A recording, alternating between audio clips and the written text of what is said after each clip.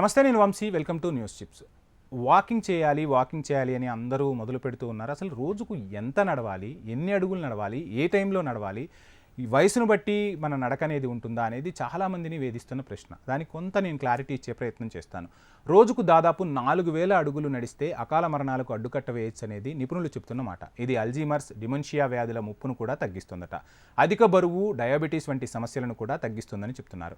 2337 అడుగులతో గుండె సంబంధిత అంటే కార్డియోవాస్క్యులర్ జబ్బులతో మరణించే అవకాశాలు తగ్గుతాయని చెప్తున్నారు. రోజుకు 1000 అడుగుల చొప్పున నడిస్తే మాత్రం అదనంగా ఇంకొంచెం పెంచుకోగలిగితే గుండె జబ్బుల మరణాలు 15% తగ్గిపోతాయట. 500 అడుగులు పెంచితే అవి 7% మేర తగ్గుతాయట. 60 ఏళ్లు పైబడిన వారు రోజుకు 6000 అడుగుల నుంచి 10,000 అడుగులు నడిస్తే అకాల మరణాల ముప్పు 42% తగ్గుతుందని పరిశోధనలు అయితే వెల్లడిస్తున్నాయి.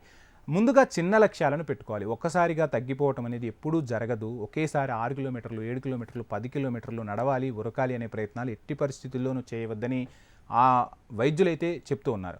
సో ఒకేసారి ఎప్పుడూ తగ్గలేం. సో ఒక లక్ష్యాన్ని పెట్టుకొని చిన్న లక్ష్యాల నుంచి పెద్ద లక్ష్యం వైపు అడుగులు వేయాలి. రోజు గరిష్టంగా ఎంత నడవాలనే అంశంలో ఇప్పటికైతే ఎవరూ ఎటువంటి స్పష్టత ఇవ్వలేదు. ఎంత ఎక్కువ నడిస్తే అంత మంచి లాభాలు ఉంటాయని అయితే చెప్తున్నారు. మెరుగైన ప్రయోజనాల కోసం అయితే 8000 నుంచి 10,000 అడుగులు నడవడం అనేది ఉత్తమమని చెప్తున్నారు. వీలైనంత ఉత్తేజంగా ఉండండి, వ్యాయామాన్ని ఆస్వాదిస్తూ చేయండి అని చెప్తున్నారు. కనీసం రోజుకు అరగంటైనా వర్కౌట్ చేస్తే ఆరోగ్యకర ప్రయోజనాలు తప్పక అందుతాయని చెప్తున్నారు. ఇక ఒక్క రోజులోనే 10,000 అడుగులను చేరుకోలేకపోవచ్చు కూడా. వేగంగా నడవాలన్న ప్రయత్నంలో కొన్నిసార్లు గుండె మీద ఒత్తిడి పడుతుంది. కాబట్టి 2500 నుంచి 3000తో మొదలు పెట్టండి. నెమ్మదిగా ప్రతి 15 రోజులకు 500 చొప్పున పెంచుకుంటూ వెళ్ళినా మంచి మేలే జరుగుతుంది. బరువు ఉన్నవాళ్ళు 1000తో మొదలుపెట్టినా చాలు. అలాగే వృద్ధాప్యంలో ఉన్నవాళ్ళు తమ శక్తి మేరకే లక్ష్యాన్ని పెట్టుకోవాలి అని నిపుణులైతే సూచిస్తున్నారు. సో ఏది ఏమైనా ఆరోగ్యం అనేది అందరికీ అవసరం. నడక ద్వారానే ఆరోగ్యం అనేది ఖచ్చితంగా వృద్ధి చెందుతుందనేది తెలిసిన విషయమే. అందుకే మీరు ఎప్పుడైనా వాకింగ్ మొదలు పెట్టాలి అన్నప్పుడు మీ ఫ్యామిలీ డాక్టర్స్ని సంప్రదించండి.